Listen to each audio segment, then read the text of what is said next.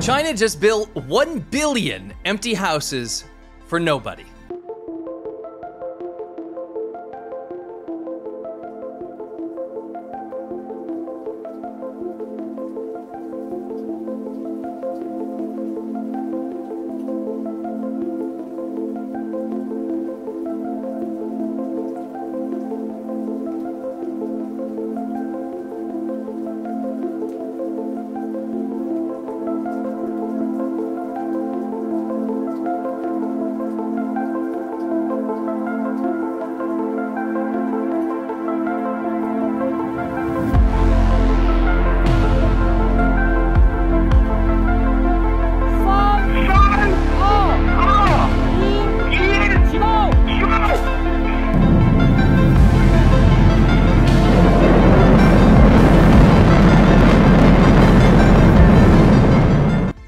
For real, I was there. They started before I got to China in 2008 and they didn't stop. They can't stop. They won't stop. In fact, so that the Chinese government can't try and cover this up and say that I'm just making things up, I want to quote the Chinese government themselves. How many vacant homes are there now? Each expert gives a very different number, with the most extreme believing that the current number of vacant homes are enough for 3 billion people, said He Keng, 81 years old, a former deputy head of the Statistics Bureau in the Chinese government. That would mean 2 homes for every person in China. But wait, that's on the high end, fair enough. Let's hear his conservative estimate. That estimate might be a bit much, but 1.4 billion people probably can't fill them, he said. That's the entire population of China. This video is brought to you by Exter. The people who brought you that next generation smart wallet now have a new era of travel gear. The Grid backpack is a take me anywhere backpack and is thoughtfully designed for the unexpected.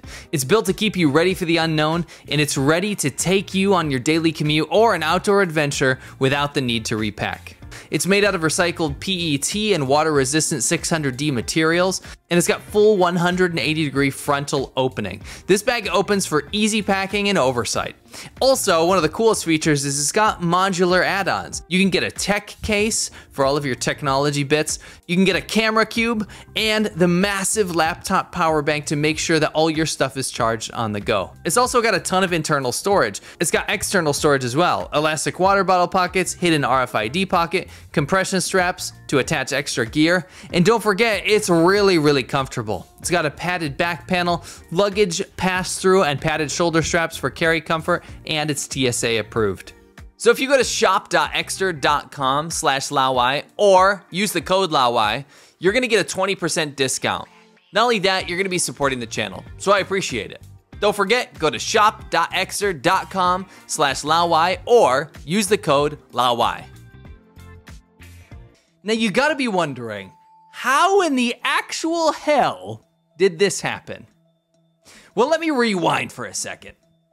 When I was rolling around Ordos up in northern China, in the surrounding areas around there, in a province called Inner Mongolia, a province of China, sheer blocks of empty buildings were everywhere.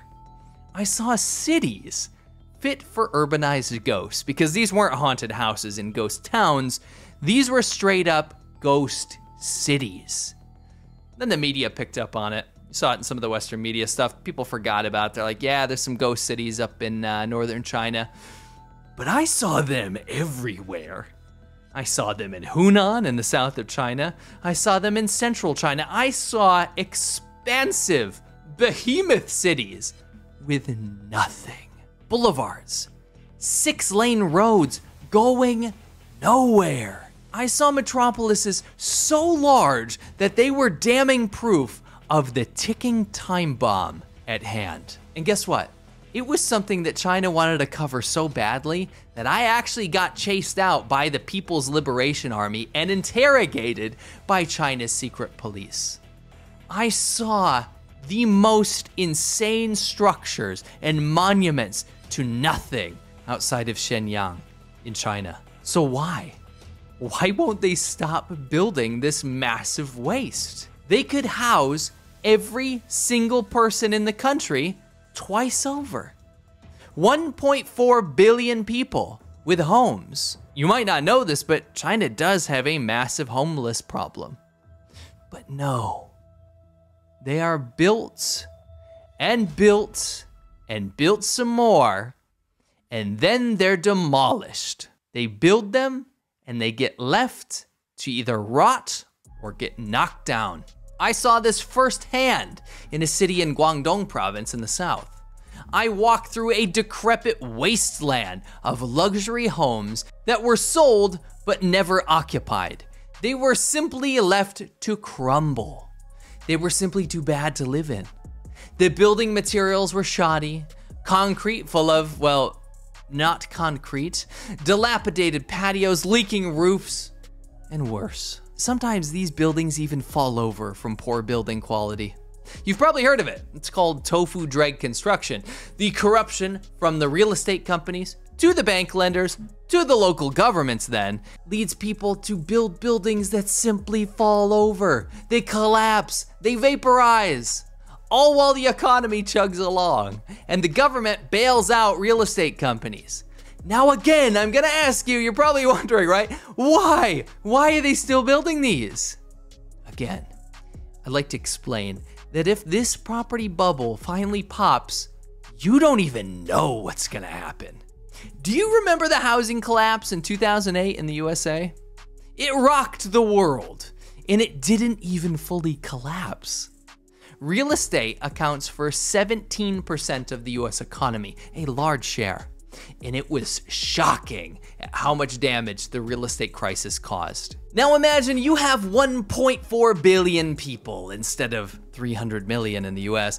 And imagine that your real estate crisis is many, many, many magnitudes worse than the USA. I'm talking, you have 1 billion empty homes. That's kind of bad, isn't it? And imagine that it doesn't just drive 17% of your economy. No. It drives over 30%. Do you see what I'm getting at here? Overbuilding, overborrowing. It would be the end of China as we know it if this real estate market collapsed. Already, 2 of the biggest real estate companies in China are in massive trouble. One of China's biggest real estate developers, Evergrande, lost $81 billion in 2 years. Country Gardens, another company, they're next. But seriously, why keep building when nobody moves in? I'll ask it again. Well, first, it's speculation. Many investors buy properties with no intention of people living in them. They hope to profit from the rising real estate prices that just keep going up. Ghost cities as well. China's constructed entire cities that remain largely uninhabited due to poor planning and lack of economic opportunities. I've seen them. They're massive, and there's currently one being built outside of Beijing. There's also restrictive policies. Government regulators, such as restrictions on second home purchases, meaning you can't just buy another home willy-nilly, and property taxes have deterred people from occupying their vacant homes to get around the laws. It's a disaster that has been a long time coming, and it's palpable too. Chinese people have relied on buying homes as a major form of investment because of how volatile and unpredictable China's been under the Communist Party leadership. When you lose tens of millions of people, I mean, they died of famine in the 50s and 60s due to bad government policies, and the country is thrown into abject poverty, people tend to not want to invest in anything that's too risky. They consider property being the most solid investment, and every single Chinese person I know invests in property. And recently, it's been getting pretty dire. Millions of people have seen their life savings go down the toilet, and for some, it's worse. People are outside of banks protesting across the country. They get disappeared, they get arrested. But some people I know personally have had it the worst. I mean, I'm talking serious losses. Somebody I know bought a luxury apartment for about $820,000 US, and because of their financial troubles, the economy's going down in China, they struggled to sell it for $68,000. That's a rich person though. Let's think about the rest of China. If you're in the West, you might be shocked to find out how poor China actually is. Li Keqiang, the former premier of China, he revealed that over 600 million people, nearly half of China's population, lives on $140 a month. Not $1,400, $140 a month. I want you to picture how little that actually is. I've traveled the entire country of China, and I've met these people. And let me tell you, it is dire in China's countryside. China's per person GDP is only $12,556 a year. And that is massively skewed by the rich people in the city centers. Compare that with the USA's $80,035, and you might start to see through China's propaganda. What do the people making $140 a month do in economic downturn? China isn't as cheap as it used to be. Stuff is getting expensive. A friend of mine just came back from China and told me that food is about double the price as it was in recent years. In a country like China that doesn't really have any social safety nets or social programs to speak of, that's rough. In fact, compared to the People's Republic of China, the self-proclaimed champion of socialism, the communist country, the USA is actually a full-on luxurious socialist utopia. The housing crisis creates more problems than just for the people in China, though. It creates problems for the people of the world. China used more concrete in 3 years than the US did in the entire 20th century. China produces and consumes about 60% of the world's cement. The Three Gorges Dam alone required 16 million tons of it. And people like to make this argument that it's not fair to judge China for wanting to develop, because the developed world already had the chance to develop. But the Earth doesn't care whether or not it's fair. You could either be a full-on climate change denier or a full-on green tree hugger, but both of you would be angry at China. Do you know why? Well, first, let's take the climate denier. If you think that this climate thing has just gone too far, then you can thank China for leading a ton of these groups, these global groups, on carbon reduction at all costs. When in fact, they are the guilty party. In fact, China's carbon dioxide emissions grew 10% year on year in the second quarter of 2023. While the rest of the world reduces carbon emissions, China emits more greenhouse gas than the entire developed world combined. All the while, the rest of the world makes laws, mandates, CO2 reduction acts, the whole lot. And environmentalists on the other side of things should be angry too. China isn't following the very things that it keeps telling the world it's beating them at. You simply cannot tell the rest of the world to reduce carbon emissions when you are the biggest polluter and emitter of carbon emissions in the world. People like Erik Solheim, a Norwegian former executive director of the United Nations Environment Program, and also president of the Green Belt and Road Institute, loves to post Chinese propaganda promoting how green China is. China leads the green shift. Cool story, bro. Guess what? Across China, an estimated 80 to 90% of groundwater is unfit for drinking, while half of its aquifers are too polluted to tap for industry or farming, and that's according to the Lowy Institute. Do you think that China's leading the world in its green shift when there's no clean water left? What do you think? Also, and I quote Eric, "The leadership of the Communist Party of China, the CPC, is a historical necessity and the choice of the people." Sweet, dude. China ranks 9 out of 100 on the Freedom House ranking, almost last in the world, and it's literally an authoritarian dictatorship. No one chose anything. He also says, China now has enough wind and solar to power every home in the country. Okay then, bro, do it. Show me. China, please show me. Where is the solar power for every home in China? Please show me this. Please, I would love to see it. Bro, a lot of China doesn't even have plumbing. The families I met in Guizhou suffering from malnutrition would love some solar panels. I hear they taste great. It's absolute nonsense, dude. This is what much of China actually looks like. I lived in it. Eric also asks, how can China help the green transition in Africa? I got an easy answer, Eric. They can get out. Way to promote neo-imperialism and colonization. Strip mining and slave labor for rare earths in Africa is really helping them out. That's such a hip and fresh take on the world. I really appreciate it, Eric. When I lived in northern China, I was riding in a taxi and I rode past a wind turbine. It was a windy day. I asked, why isn't it spinning?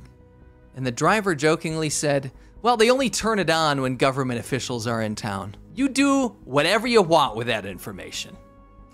You have people in leadership positions driving billions of dollars into China who goes on to pollute the world, increase their coal production and CO2 output more and more and more. You have moons worth of concrete building billions of empty houses that fall down, polluting the world, and the Chinese government just keeps pretending that everything is okay. But we're now facing reality. China's in decline. The economy's in trouble. They have exploded their military influence and threatened other countries around the world. They've taken the South China Sea, they imperialize Africa and other developing nations, they imprison and re-educate non-Han Chinese minorities to fall in line with government propaganda principles, with what's being called a modern-day genocide. They've aligned themselves with nefarious governments and powers around the world. They pump billions of dollars into co-opting think tanks, politicians, investors, and influencers into trying to divide and destroy the USA and its allies through disinformation campaigns and propaganda. But yeah, according to the Chinese government and their stupid little lackey minions, you're supposed to think that they're the good guys.